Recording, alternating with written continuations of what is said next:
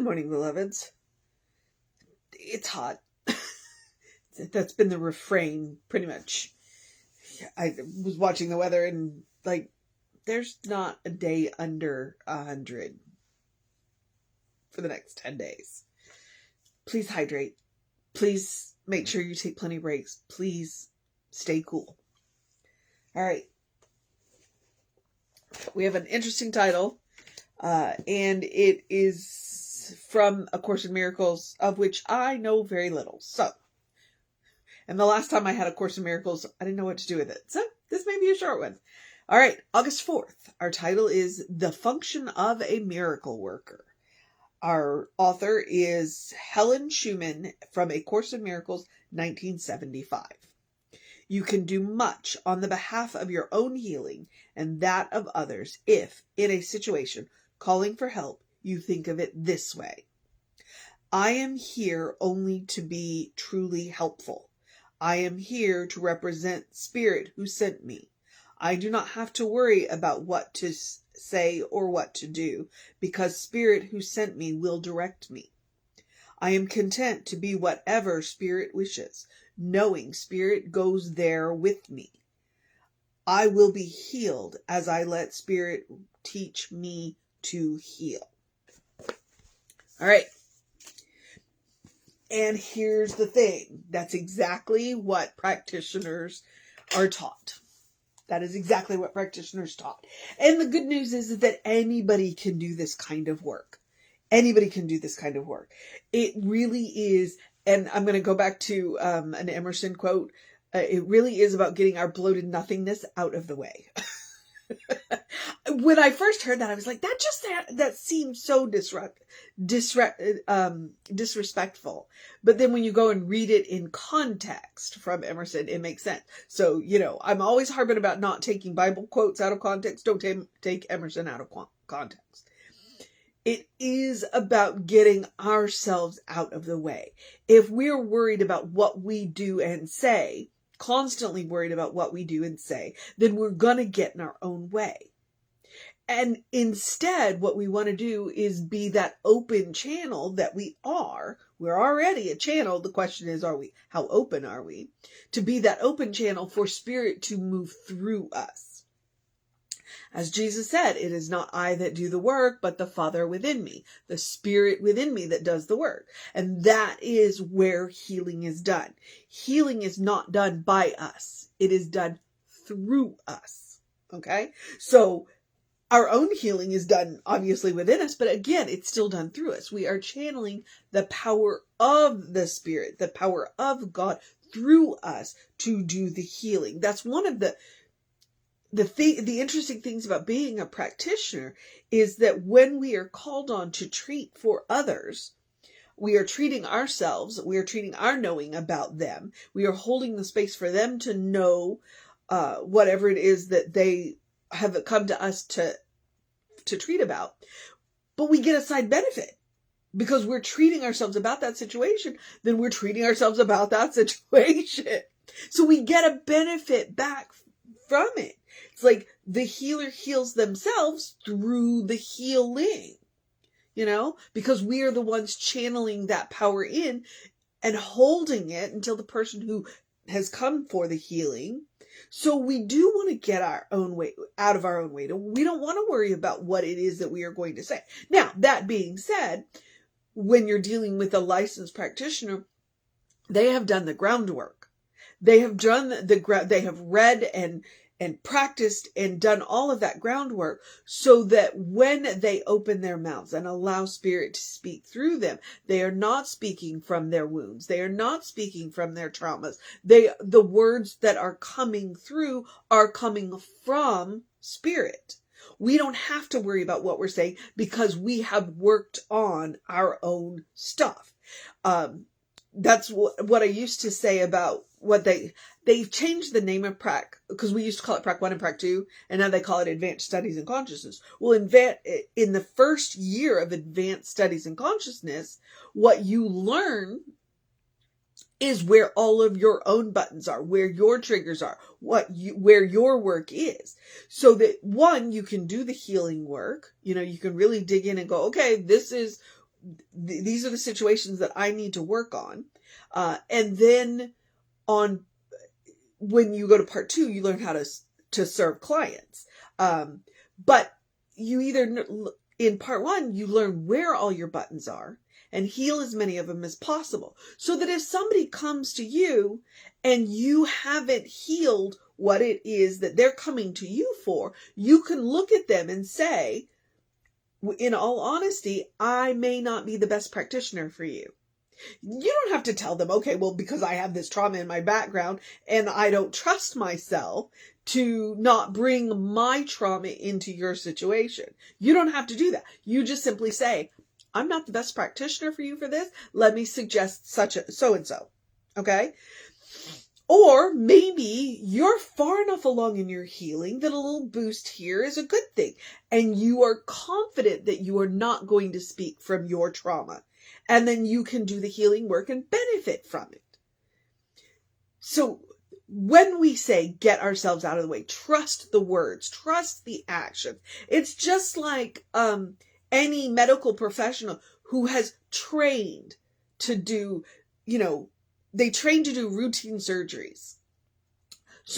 But they train so well that no matter what happens in the surgery, they can respond to it. That's how practitioners are trained. Okay? They are trained that.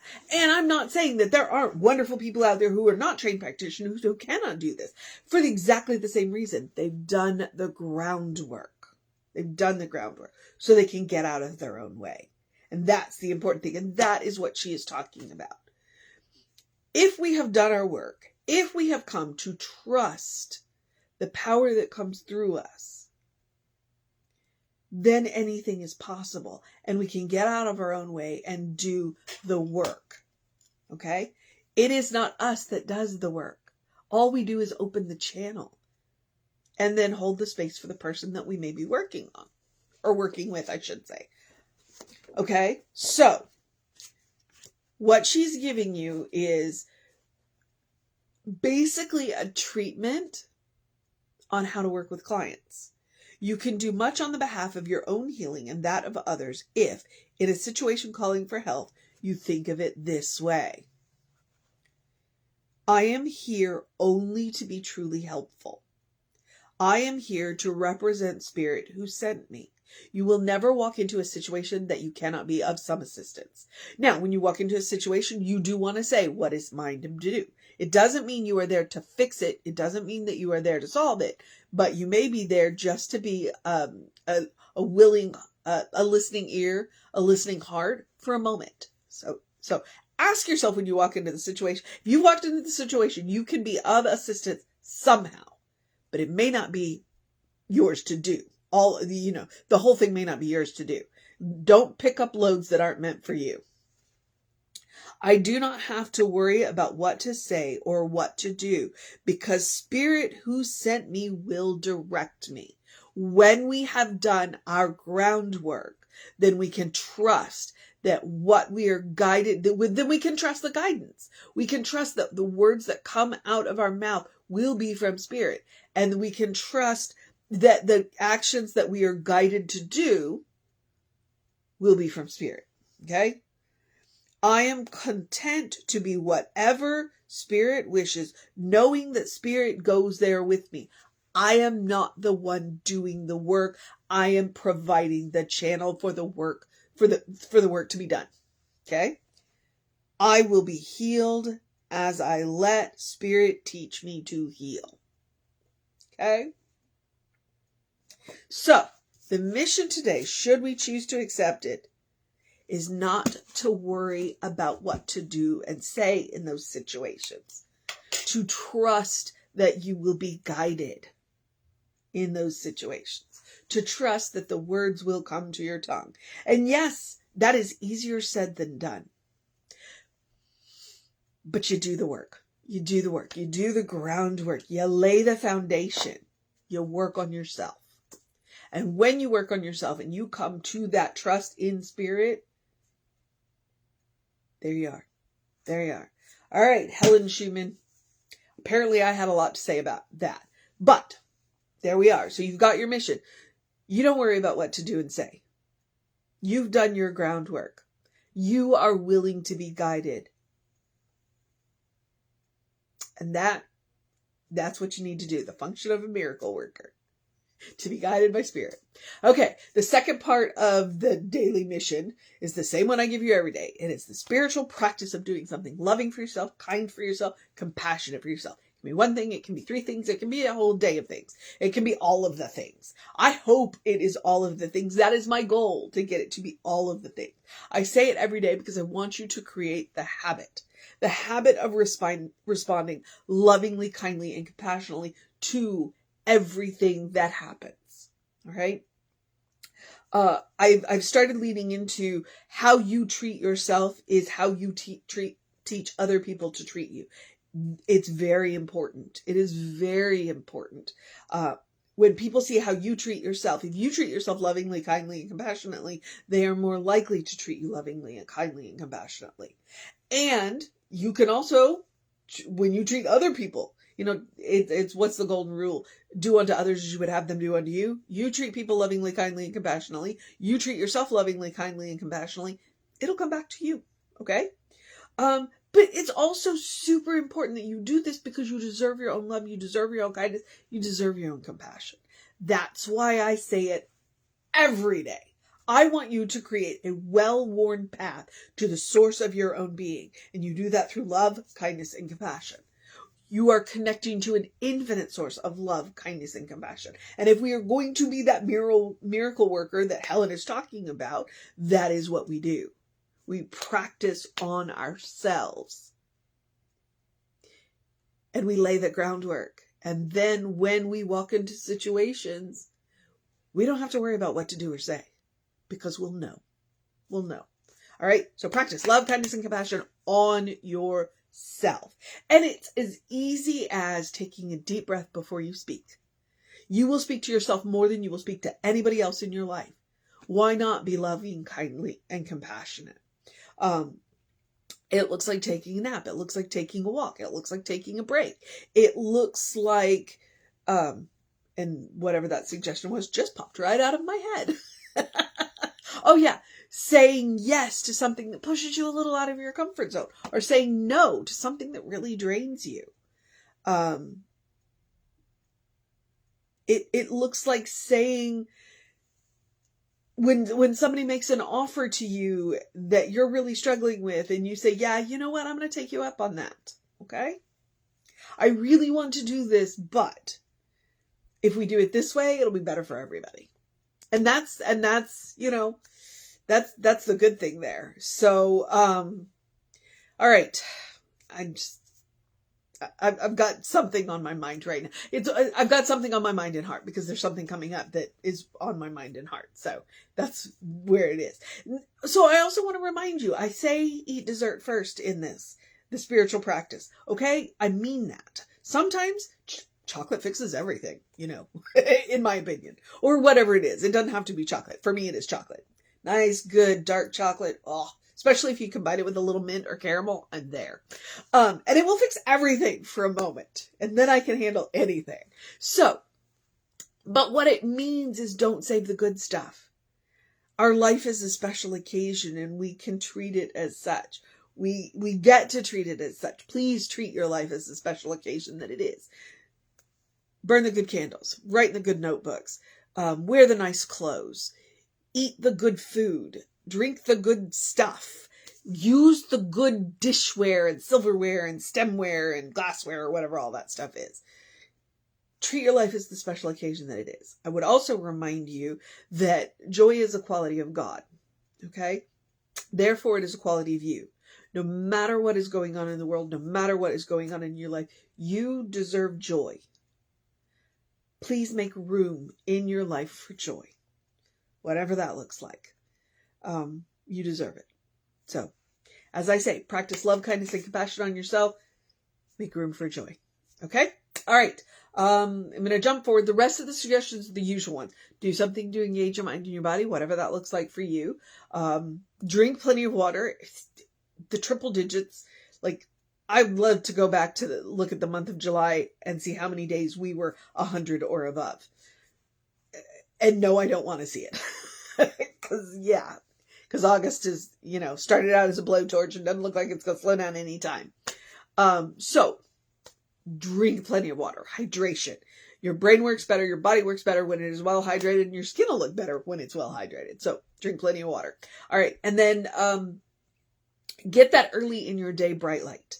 I'm a big advocate for that from 7 to 9, 5 to 10 minutes of sunlight. And that's all it takes, 5 to 10 minutes. It does not take much. But if you get up before the sun, bright light, artificial light will help too. And if you need it, there are lamps that you can order. You can look up seasonal effect disorder lamps. There's a particular type of light bulb that you can buy that will help with that. And it resets those hormones. It will help you to have more energy during the day and sleep better at night. It is science. You can look it up. It's called a circadian rhythm. Starts with a C. All right. Try it. Science of Mind is a big believer of, road test this stuff. Road test this stuff. Try it. Okay. And then the last one is my Ernest Holmes quote. Open the windows of your soul. Allow the breath of heaven to remind you do live in heaven right here, right now. It's all around us all the time. Because heaven is a state of mind. It is a state of consciousness. When we recognize that, heaven ceases to be a place we have to get to and can become any place we are. It's just super important to learn that. To learn that, because that's how we create a world that works for everybody. When you create that heavenly mindset, you move through the world differently. You are much more able to draw people into your peace rather than being pulled into their storm. So that's what we're after here. When I say open the windows of your soul, it's about recognizing that there is one source, that we are all made from that source, that everything's made from that source, and that we have the power to change our world. And in truth, we are the only ones that do. Okay. All right. And you can always take Emma's advice. I'm always going to go back to Emma Curtis Hopkins says, look for the good and praise it. If you need to change your attitude, that's the way you do it. You look for the good in your life. And trust me, there is good in your life. It's just like when you walk into a messy situation, there is good in that situation because you brought it with you. You are the good. You are the good. You will always be the good. So look for the good and praise it. That will change your attitude. It's amazing. It's amazing. And you start with the little bitty goods and work your way up to the big ones. Or if you need to start with the big one and work your way to the little, whatever works best for you. Try it. You'll like it. Okay. I'm going to leap into the social media. We are Creative Life Spiritual Center, Creative Life Spark. I'm the running Rev Ryan on the social medias that I am on. I do encourage you to check out the social medias. We try and post light, bright, uplifting, funny, and helpful stuff. And I'm particularly proud of the YouTube channels, mostly because the other social medias are a little difficult right now. I get what they're doing. It just makes it hard. But the YouTube channels, there are hours, hundreds of hours of content. So please check them out. Check them out. You'll find what you need. Okay. Where was I? I think I'm done. All right. Oh, email info@creativelife.org. If you have any questions, need anything, that is a constant contact email, but it does go to a real person. So you can email that, get on our constant contact, and the hot links are hot. It'll take you right to the information you want or the person that can help you get it. Okay. Yep, I'm good. So I'm going to encourage you to have a great day, a wondrous day, a fantastic day, a magical day, an enchanted day, a wonder-filled day, an awesome day, an amazing day, a miracle-working day, a getting out of our own way day, a knowing we will know what to do day, a knowing we will know what to say day, a channeling day, a consistent day, a consciousness day, a kind day, a compassionate day, a loving day, a good day. If that is too much pressure, simply have a day. You are enough just as you are. You are a beloved child of God. You are a brilliant light. You are a divine spark. You are spirit in motion. You are God in action, in whom God is well pleased and well represented. Or as Jesse likes to call us, you are a godling. I like it. I like it. I like the, we will never know all that God is, but all that we are is God's stuff. So explore the truth of your being. Explore who you are. Get to know who you are. Not who you've been told you are, but who you actually are. And your life will be better for it. All right. Reverend David should be on around 5 p.m. with you. I'll be back with you around 9 a.m. Take care of yourself. Know that you are loved. And I will see you next time. Oh, yeah. I may be in a different location tomorrow morning. So I should be around 9 a.m. because, I'm hoping to get I'm not my head shaved. I say that and I scare people, but the back of my head shaved tomorrow. It'll be a whole lot cooler. So, all right. Know that you're loved. I'll see you next time.